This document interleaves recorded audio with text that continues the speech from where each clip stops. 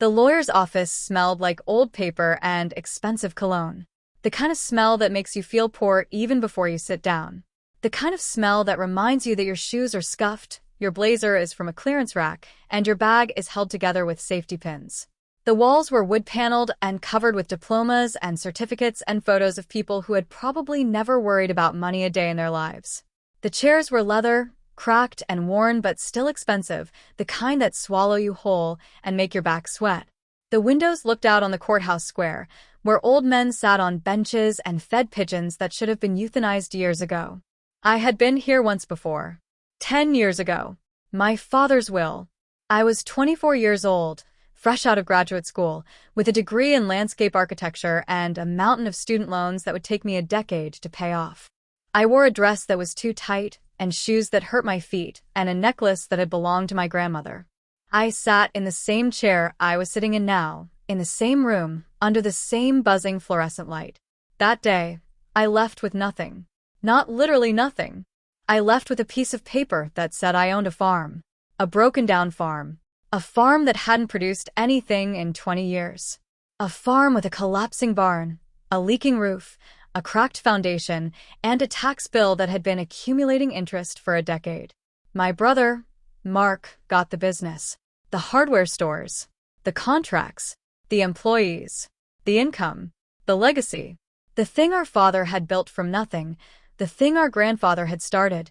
The thing our great-grandfather had dreamed of. My sister, Sarah, got the investments. The stocks. The bonds. The retirement accounts. The safety net. The money that would grow while she slept, the cushion that would catch her if she fell, the inheritance she didn't have to lift a finger for. My mother got the house, the one in the city, the one with the garden and the driveway and the mortgage that had been paid off years ago, the one with 4 bedrooms and 3 bathrooms and a kitchen that had been renovated twice, the one where I had grown up, where my parents had fought, where I had learned that I was not the favorite. I got the garbage. The lawyer read the will with a flat, emotionless voice. He had probably read it a dozen times already, alone in his office, practicing the inflections, practicing the pauses. He didn't look at me when he said, the farm. He didn't look at my brother when he said, the business. He didn't look at anyone. He just read, like a machine, like a robot, like a man who had done this 1,000 times before. My mother cried. Not for me. For herself. For the husband she had lost. For the life she would never have. For the years she had wasted being married to a man who didn't love her. Her tears were loud and theatrical, the kind of tears that demand attention, the kind of tears that say, look at me, look at my pain, I am the one who is suffering. My brother smirked. He had always been the favorite, the firstborn, the heir, the son. He had been groomed for this moment since he could walk, since he could talk, since he could hold a hammer. He had been told that the business would be his, that the legacy would be his, that the future would be his. He believed it. He deserved it. He earned it by being born male. My sister stared at her phone. She had better things to do. She had a life in the city, a husband, a career, a calendar full of meetings and lunches and yoga classes. She didn't need to be here. She didn't want to be here. She was only here because our mother had guilt her into it. I sat in my chair. I didn't cry. I didn't smirk. I didn't look at my phone. I just waited for it to be over. Welcome to Gentle Drama. Subscribe and hit like to see more new interesting stories. My name is Elena. I'm 34 years old. I'm a landscape architect and a developer. I own a construction company and a real estate firm. I employ 40 people. I have a waiting list of clients. I have a reputation. I have a name that means something in this industry. 10 years ago, I had nothing. Nothing. A beat-up truck that my father had given me because it was too old to sell, because the transmission was going, because the tires were bald, because the check engine light had been on for 3 years. A credit card with $1,000 limit that I used for emergencies, for groceries, for gas, for the moments when my bank account dipped below zero. A degree in landscape architecture that my parents said was a waste of money. You're going to design gardens? My mother said. That's not a career. That's a hobby. That's something rich people pay other people to do, so they don't have to get their hands dirty. You'll never make a living, my father said. You should have studied business like your brother. You should have stayed close to home. You should have married someone we approved of. I didn't study business like my brother. I didn't stay close to home. I didn't marry someone they approved of. I studied what I loved. I studied plants and soil and light and shadow. I studied how to make places beautiful. I studied how to make places functional. I studied how to make places that people wanted to be, that people wanted to work in, that people wanted to live in. My father didn't understand. He never understood. He saw the world in terms of profit and loss, assets and liabilities, winners and losers. He didn't see beauty. He didn't see possibility. He didn't see me. He saw a daughter who had disappointed him, a daughter who had wasted her potential, a daughter who would never amount to anything. When he died, I thought maybe he would acknowledge me. Maybe his deathbed confession would be an apology. Maybe the will would include a note, a letter, a token of recognition. Maybe he would leave me something that showed he had noticed, something that showed he had seen me, something that showed he was proud. He left me a farm that no one wanted, a farm that he had let rot, a farm that he had neglected for decades, a farm that was worth less than the taxes owed on it. The farm had been in our family for generations. My great-grandfather bought it in 1923. He was an immigrant from Ireland, a young man with calloused hands and a thick accent and a dream of owning land. He worked the land with his hands. He cleared the trees. He pulled the rocks. He dug the wells. He built the barn with the help of his neighbors, men who were also immigrants, men who also dreamed of owning something, men who understood that the only way to survive was to work together. He raised cattle and hogs and chickens. He grew corn and soybeans and wheat. He survived the Depression. He survived 2 wars. He survived droughts and floods and plagues of locusts. He died in the farmhouse, in the same bed where he had been born, in the same room where his mother had died, in the same house that would one day be mine. My grandfather inherited it. He was a good farmer. He worked hard. He loved the land. He knew every acre, every stone, every tree. He could tell you which fields drained well and which fields flooded. He could tell you which crops would thrive and which would fail. He expanded the acreage. He modernized the equipment. He bought a tractor. He bought a combine. He bought a baler. He built a silo.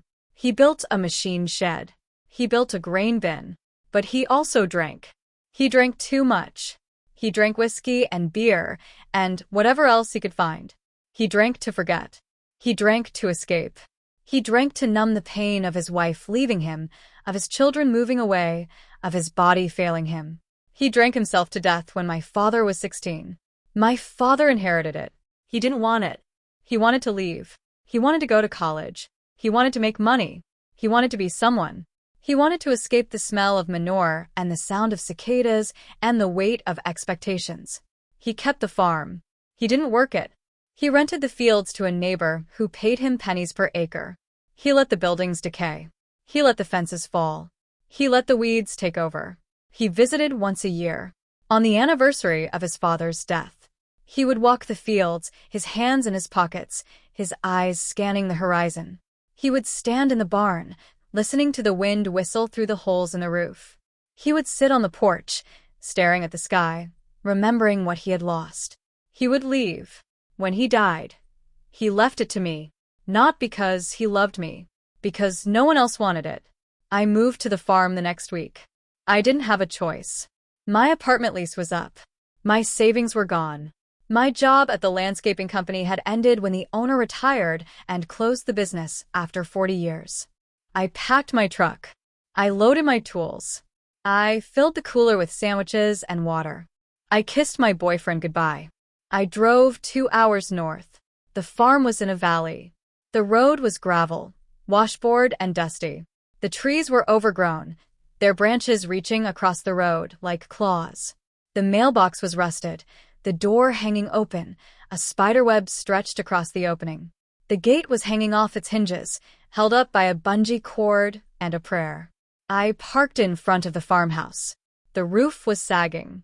The shingles were missing. The gutters were falling off. The porch was rotting. The steps were cracked. The door was warped. The windows were boarded. The paint was peeling. The foundation was settling. The chimney was leaning. The grass was waist-high. The weeds were thick. The trees were crowding the house, their branches scratching at the windows. The barn was leaning, its doors hanging open, its roof partially collapsed. The silo had a hole in the side, big enough to drive a truck through. The machine shed was missing half its roof, its contents exposed to the elements. I sat in my truck for a long time. I looked at the mess my father had left me. I looked at the sky, gray and heavy with rain. I looked at the fields, choked with thistle and goldenrod. Then I got to work. The first week, I slept in my truck. The farmhouse wasn't habitable. The roof leaked in 17 places. I counted them during the first rainstorm, lying in my sleeping bag, watching water drip through the ceiling and splatter on the floor. 17. I named them like children. The one over the kitchen sink. The one in the hallway. The 3 in the bedroom. The windows were broken. All of them. Some were cracked. Some were shattered. Some were missing entirely. The wind blew through the gaps. The cold crept in. The birds flew in and out like they owned the place. The floors were rotten. The subfloor had buckled. The floorboards had warped. The vinyl had peeled. The carpet had molded. The smell was overwhelming. Mold and mildew and something dead in the walls. The plumbing didn't work. The pipes had frozen and burst. The toilets were cracked. The sinks were stained. The bathtub was filled with leaves. The electricity had been disconnected. The meter was gone. The wires were cut. The panel was corroded. The outlets were dead. I parked my truck under a large oak tree at the edge of the yard. I folded the back seat down. It didn't fold flat, so I slept at an angle, my head lower than my feet, my legs bent, my hips aching. I spread a sleeping bag on the floor of the cab. I used my backpack as a pillow. I covered myself with an old wool blanket I had found in the barn. I listened to the owls and the coyotes and the wind in the trees. I watched the stars through the rusted holes in the roof of the cab. I counted the hours until dawn. I woke up at dawn every morning. The sun rose over the eastern ridge, painting the sky pink and orange and gold. I made coffee on a camp stove perched on the tailgate. I heated water in a tin cup. I spooned instant crystals into the cup. I stirred with a stick. I drank it black and bitter and too hot. I ate a granola bar, or a banana, or a handful of almonds, or nothing if I had forgotten to buy groceries. Then I walked the property. The farm was 30 acres. I had walked it as a child, but I had never really seen it. Now I saw everything. Every dip and rise. Every tree and fence. Every rock and stone. 20 acres were fields. They hadn't been planted in 20 years. The soil was poor. The drainage was bad. The fences were down. The gates were missing. The thistle was thick, waist-high, impenetrable. The goldenrod had taken over the edges. The creeping thistle had crawled across the paths. 5 acres were woods, thick with maple and oak and hickory. They hadn't been managed in 30 years. The undergrowth was dense, a tangle of buckthorn and honeysuckle and poison ivy. The dead trees were rotting, their trunks covered in fungus, their branches littering the forest floor. The trails were overgrown, impossible to follow. 5 acres were buildings and yard and pasture. The yard was a jungle of weeds and brambles and fallen branches. The pasture was a muddy field where nothing grew except thistle and regret. The buildings were in various stages of collapse. I walked through each one. I took notes in a spiral notebook. I took pictures with my phone. I measured with a tape measure. I sketched with a pencil. The barn was the oldest, built in 1923. Post and beam construction. Oak timbers. Mortise and tenon joints. The foundation was stone, laid by hand, held together by gravity and hope. The roof was tin, rusted through in a dozen places. The siding was cedar, gray and weathered and loose. The hay loft was dangerous. The floorboards were rotten. The railing was missing. The ladder was cracked. The stalls were filled with debris, old hay, old tools, old dreams. The floor was covered in bird droppings and rat nests and the remains of animals that had died years ago. The silo was newer, built in 1965. Concrete staves. Steel bands. The roof was missing. The ladder was rusted, the rungs loose, the bolts corroded. The chute was clogged with old silage, hard as concrete, impossible to move. The door was jammed, swollen shut by decades of moisture.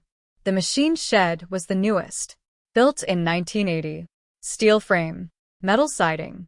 The roof had collapsed in the middle, weighed down by snow and neglect. The doors were bent, hanging off their tracks. The concrete floor was cracked, heaving, broken. The contents were a jumble of old equipment and scrap metal and garbage. A tractor from the 1960s, its engine seized, its tires flat. A combine from the 1970s, its teeth missing, its hopper full of bird nests. A baler from the 1980s, its twine rotted, its needles bent. I walked back to my truck. I sat on the tailgate. I looked at my notes.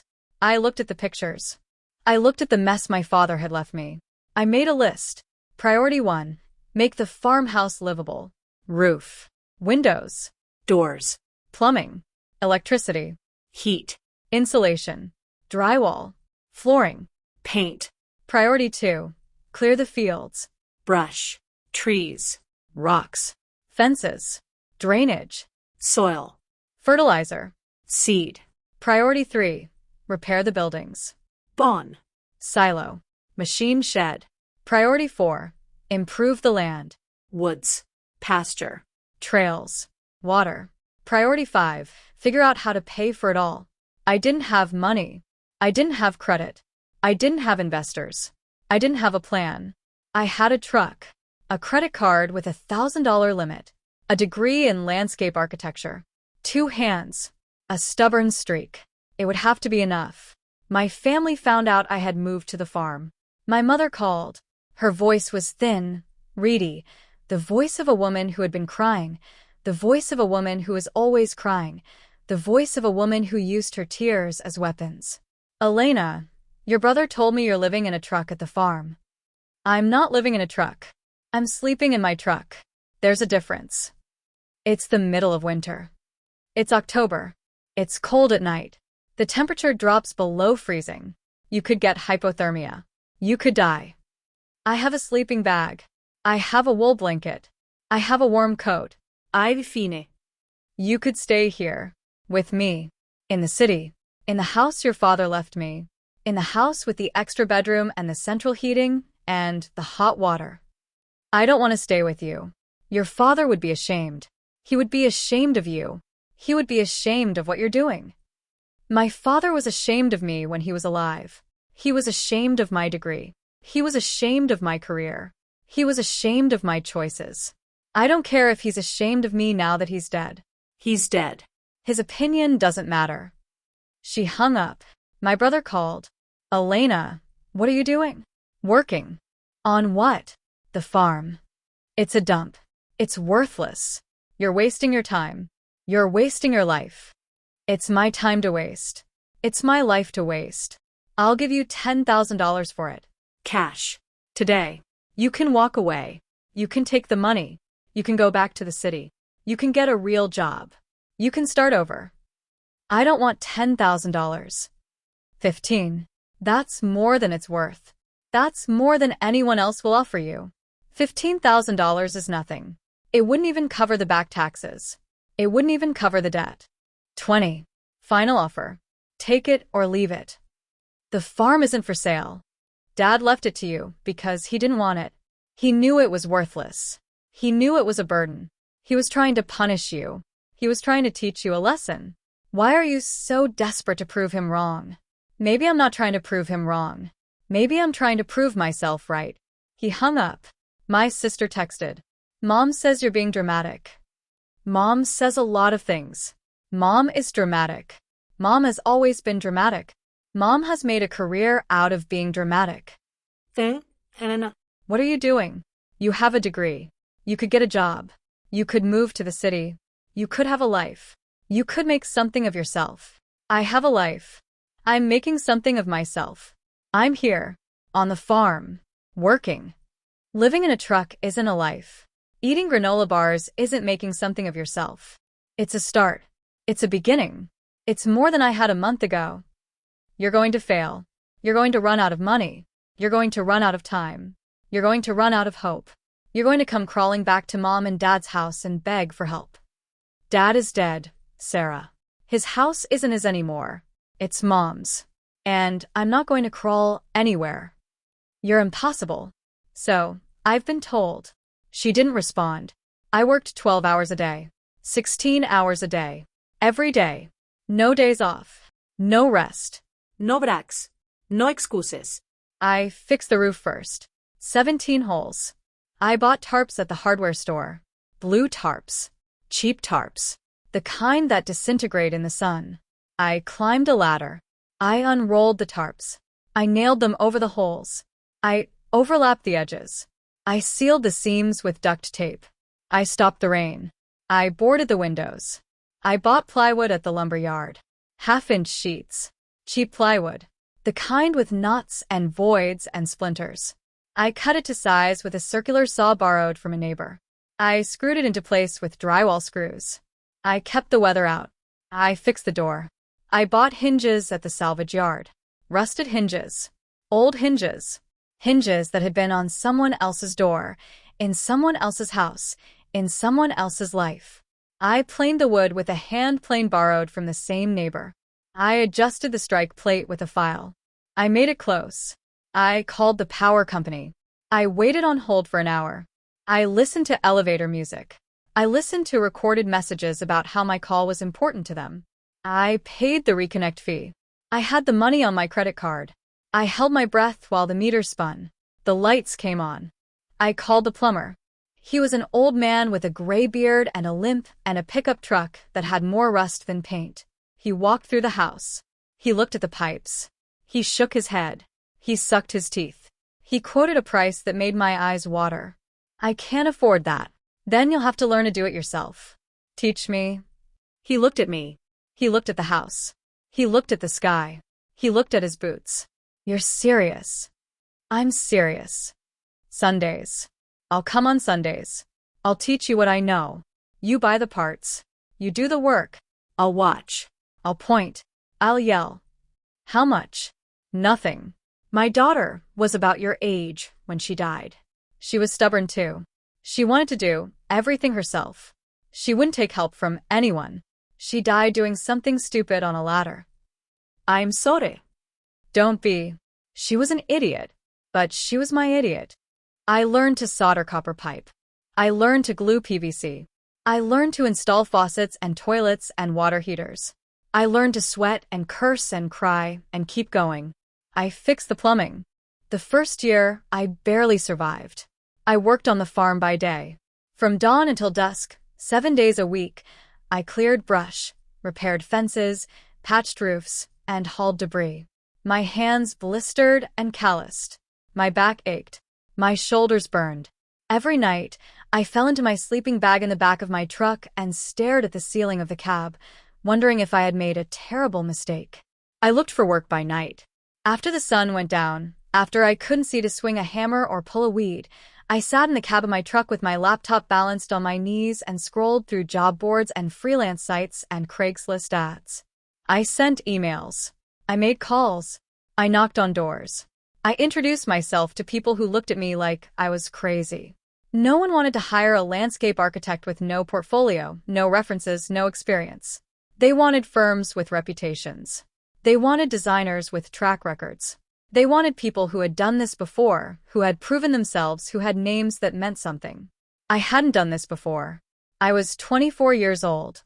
I had a degree and a truck and a dream. That was it. That was all I had.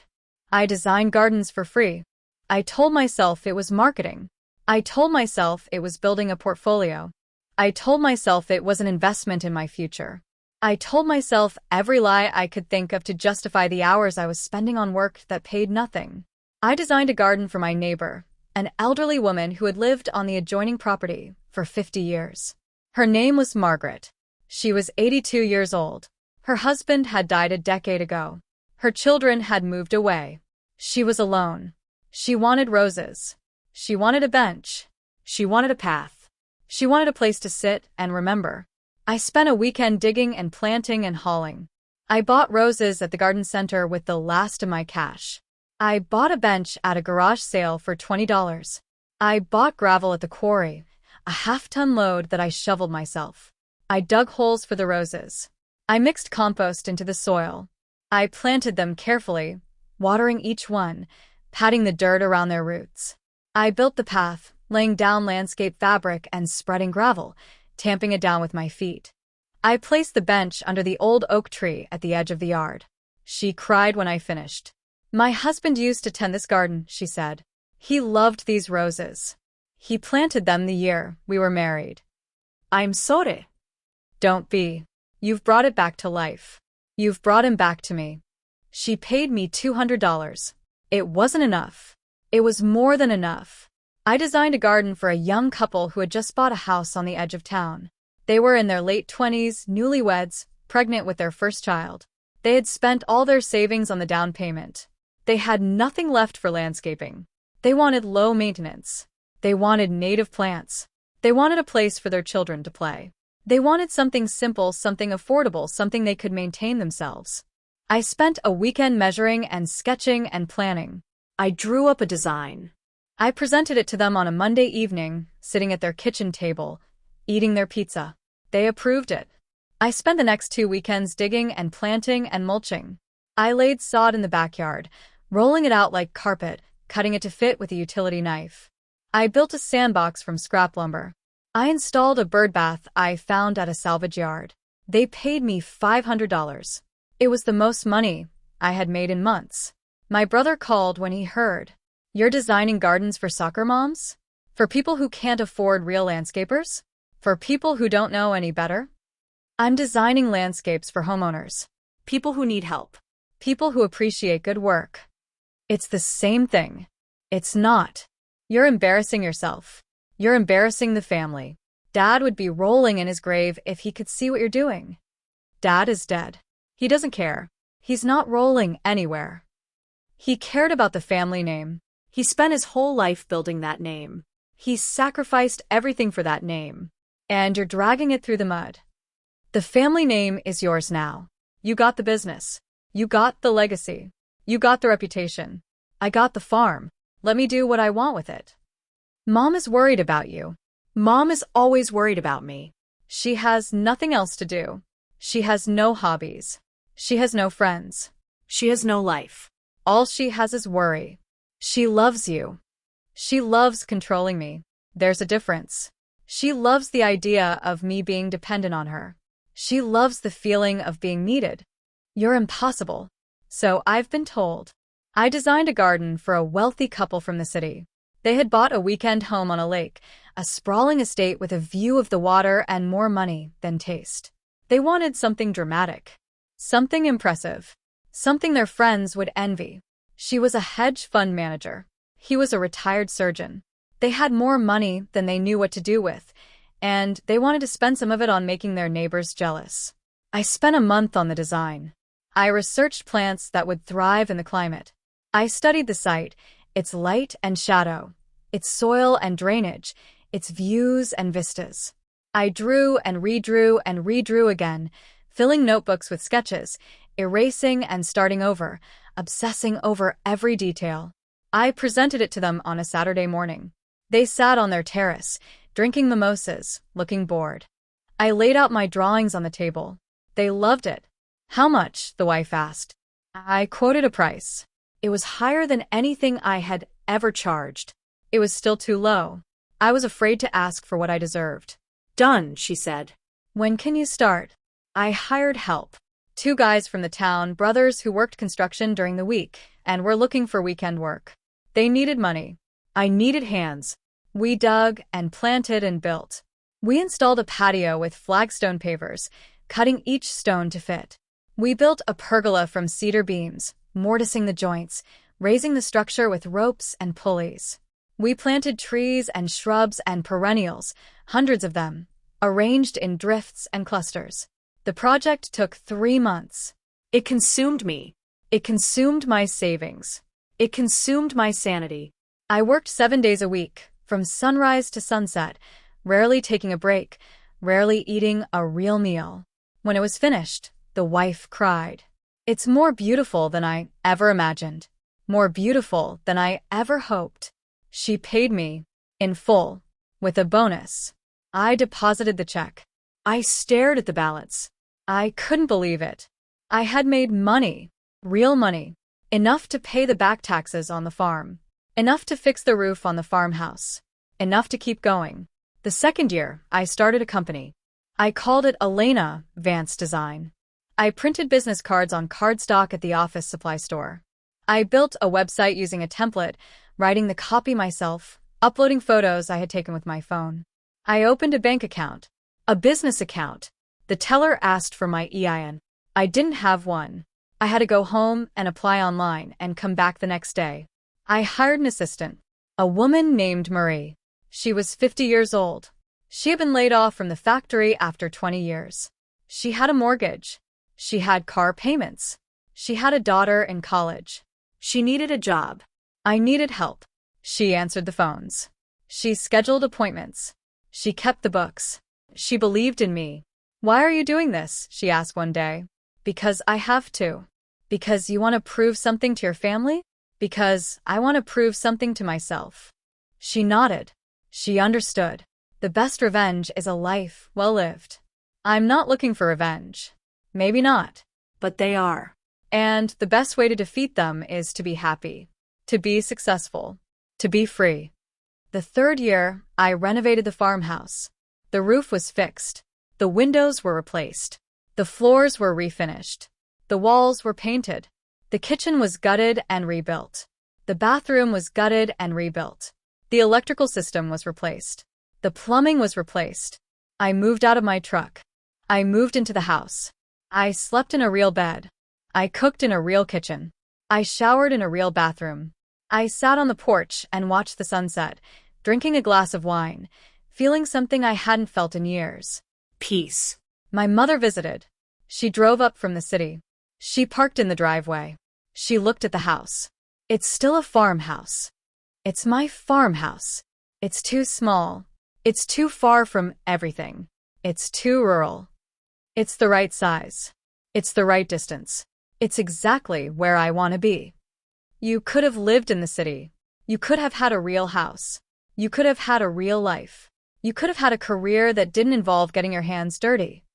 I have a real life. I have a career. I have more work than I can handle. I have clients waiting months for my services. You're alone. I'm not alone. I have work.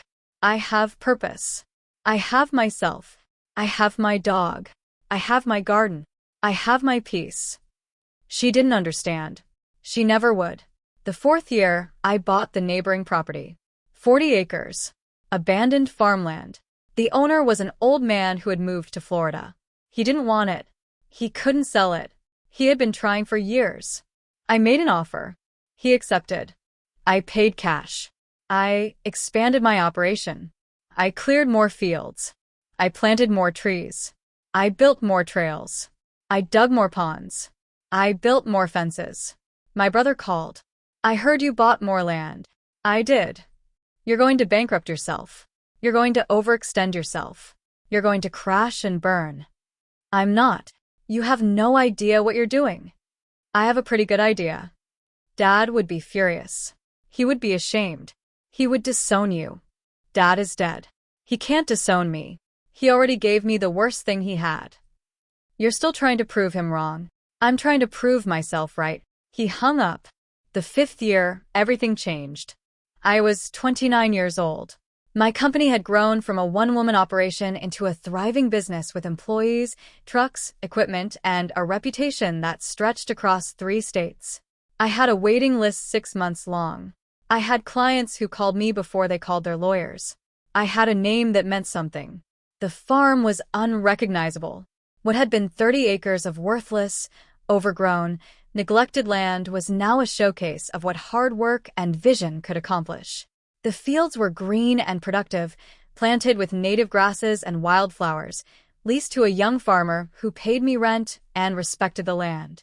The woods were cleared of invasive species, the trails maintained, the timber harvested sustainably. The barn was restored. The oak timbers were sanded and oiled. The stone foundation was repointed. The tin roof was replaced. The hay loft was safe again. The stalls were clean. The floor was swept. The building stood proud, a monument to the labor I had poured into it. The silo was repaired. The concrete staves were patched. The steel bands were tightened. The roof was rebuilt. The ladder was replaced. The chute was cleared. The door opened. The machine shed was rebuilt from the ground up. The steel frame was straightened. The metal siding was replaced. The concrete floor was poured fresh. The equipment inside was restored or sold or scrapped. The space was organized, functional, efficient. The farmhouse was beautiful. The roof was solid. The windows were new. The doors were straight.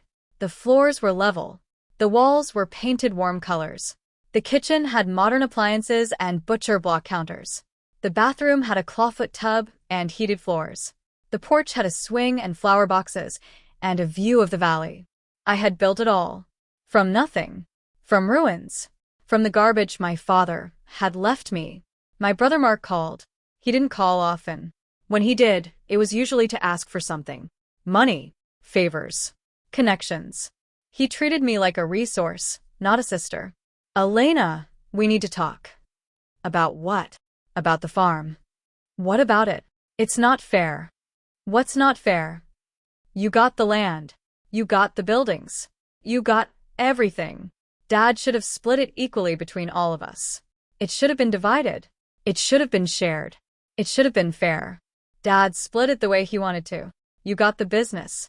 Sarah got the investments. Mom got the house. I got the farm. That was his choice, not mine. The farm is worth millions now. The farm is worth what I made it worth. When I got it, it was worthless. You said so yourself. You offered me $20,000 for it. You said it was more than it was worth. You said I was a fool for keeping it. I didn't know what you were going to do with it. You didn't care what I was going to do with it. You wanted to get rid of me. You wanted to get rid of the problem. You wanted to get rid of the memory of Dad's final insult. Dad would have wanted us to share. He would have wanted the family to benefit from the land. Dad didn't want to share anything with me. He made that clear. He left me the ruins. He left me the garbage. He left me the thing no one else wanted. You've made a fortune. I've made a fortune. And it's mine. You're being selfish. I'm being honest. There's a difference. My sister Sarah called next. She called even less often than Mark. She had her own life in the city, her own friends, her own priorities. I was an afterthought. Elena, I need your help. What kind of help? Financial. What happened? Mark's business is struggling. He made some bad investments. He took out loans he couldn't repay. He's in debt. He's asking me for money. He says he'll lose everything if he doesn't get cash soon. That sounds like a personal problem. I don't have it. I spent most of my inheritance on a house and a car and a lifestyle I can't afford. I have credit card debt. I have a mortgage I can barely pay. I have nothing left. So, you want me to bail him out? To give him money? To fix his mistakes? I want you to help the family. I want you to be part of the family. I want you to act like you care about something other than yourself. Mom is worried. She's been crying for days. She says the family is falling apart. The family has been falling apart for years. You're just noticing now because the money is running out. You're just noticing now because you need something from me. You could help us. You have money. You could give us a loan. You could buy Mark out of his debt. You could save the family name. I'm not a bank. I'm not a charity. I'm not a lifeline for people who never believed in me. I'm not a safety net for people who laughed at me when I was sleeping in my truck. You're so cold. The lawsuit came on a Tuesday. I was in my office, reviewing plans for a new project, when the receptionist buzzed me. There's a man here to see you. He says it's urgent. I told her to send him in. The door opened. A man in a cheap suit, holding a clipboard, expressionless, walked in. He didn't apologize. He didn't explain. He just handed me an envelope and walked away. The envelope was thick. Legal thick. The kind of thick that means trouble. I opened it. I pulled out the papers. I read the first page. I read it again. I read the whole thing, standing there in my office, looking out the window at the farm I had built, the barn I had restored, the fields I had cleared, the house I had renovated, the life I had created. My family was suing me, my brother, my sister, my mother, all of them, together. They claimed the farm was rightfully theirs. They claimed my father had been of unsound mind when he wrote his will.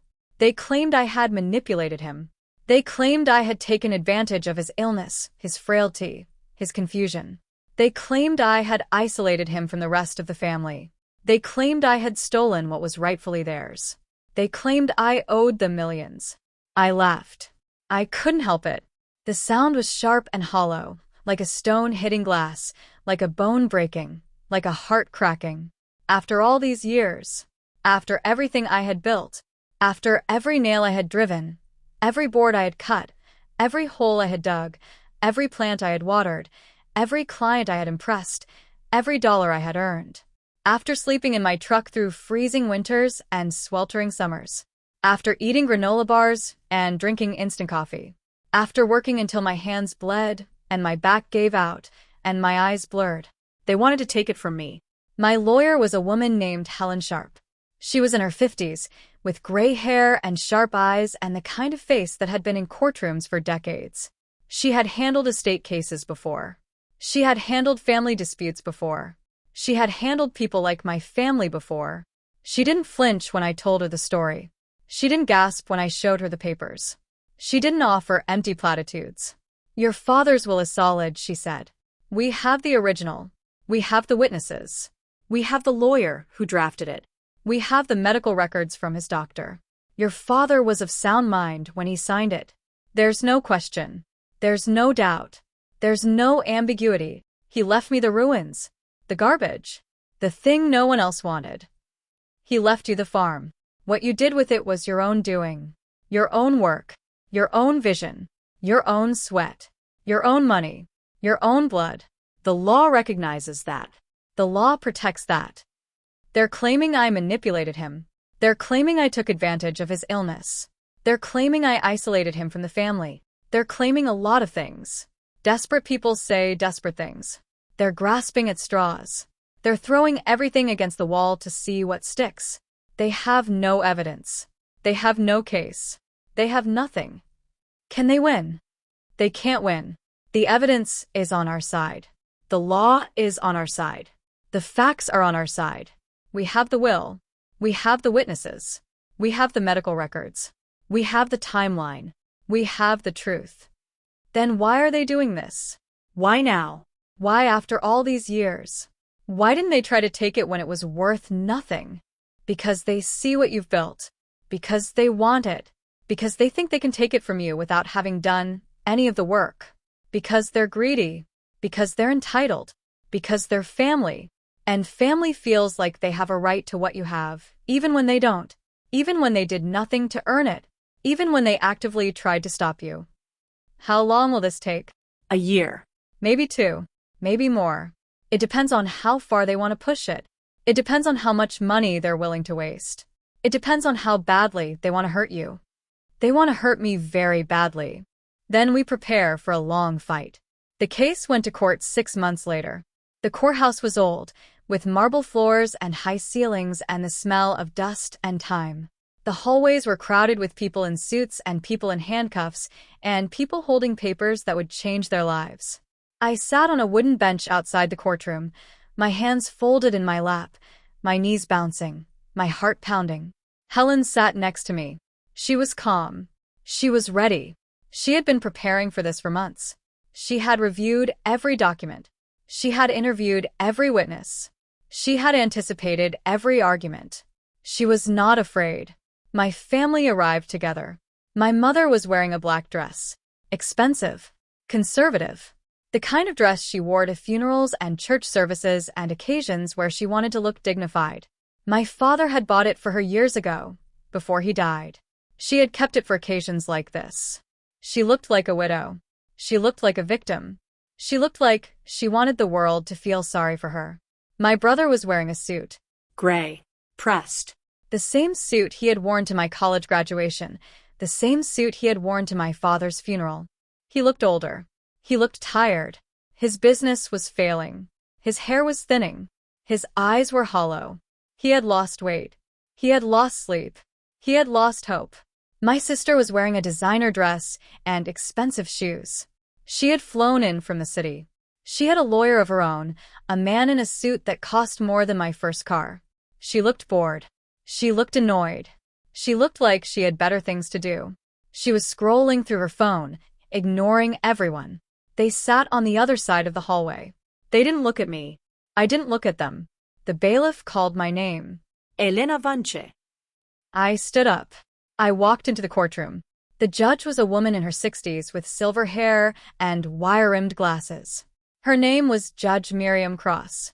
She had been on the bench for 25 years. She had seen everything: abusive parents, controlling spouses, desperate children, greedy relatives. She was known for being fair, impartial, and utterly unflappable.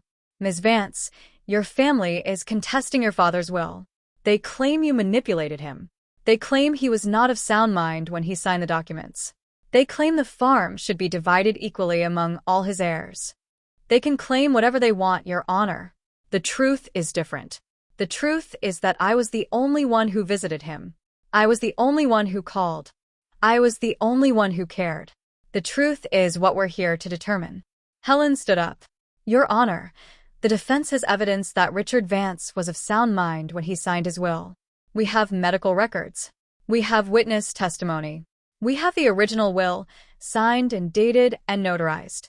We have the testimony of the lawyer who drafted it. We have everything. She presented the evidence. She walked the judge through the timeline.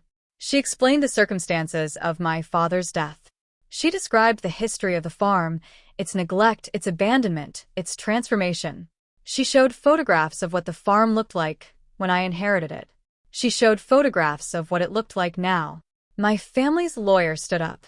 Your Honor, the plaintiff's position is that Mr. Vance was not in his right mind. He was elderly. He was ill. He was vulnerable. Ms. Vance took advantage of that vulnerability. She isolated him from his family. She manipulated him into changing his will. Do you have evidence of this? We have testimony from family members who observed Mr. Vance's declining mental state. We have testimony from Mrs. Vance, who saw her husband regularly. We have testimony from Mr. Vance Jr., who spoke to his father on the phone. Testimony from family members who were not present when the will was signed. Testimony from family members who are financially interested in the outcome of this case. Testimony from people who have everything to gain and nothing to lose. Your Honor. Sit down, Mr. Crane. The trial lasted 3 days. My mother cried on the stand. She dabbed her eyes with a handkerchief. She told the judge how worried she had been about my father, how confused he had been, how he didn't recognize her sometimes, how he forgot appointments. Helen cross-examined her. Mrs. Vance, when was the last time you visited your husband before he died? About a month before. How long did you stay? A few hours.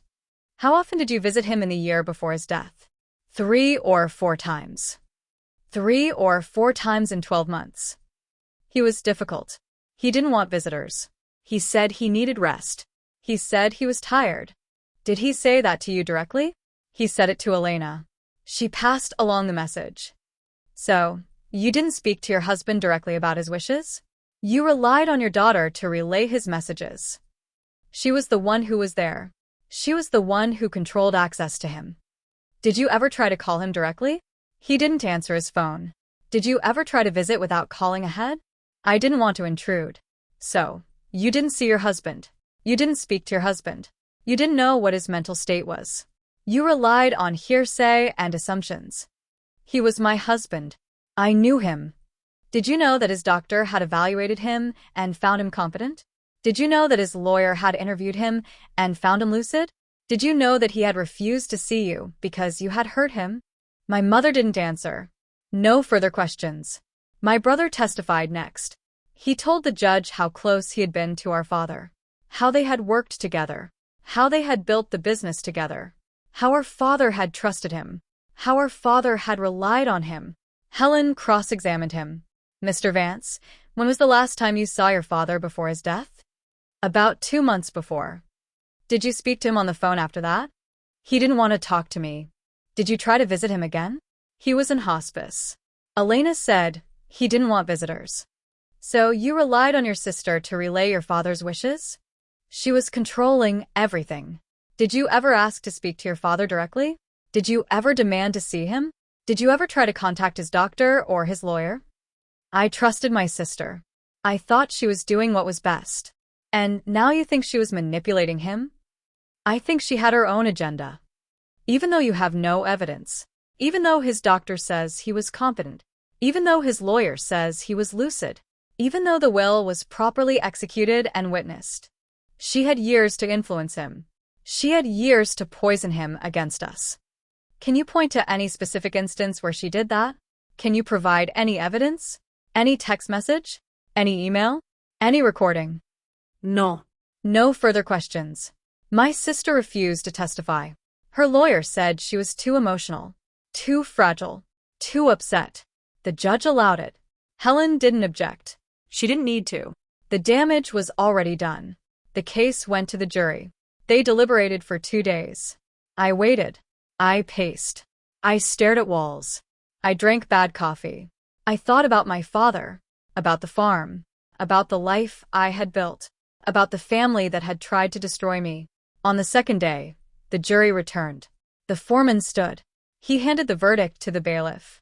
The bailiff handed it to the judge. Judge cross-read it. Her face didn't change. On the matter of the will contest, the jury finds in favor of the respondent, Elena Vance. My mother gasped.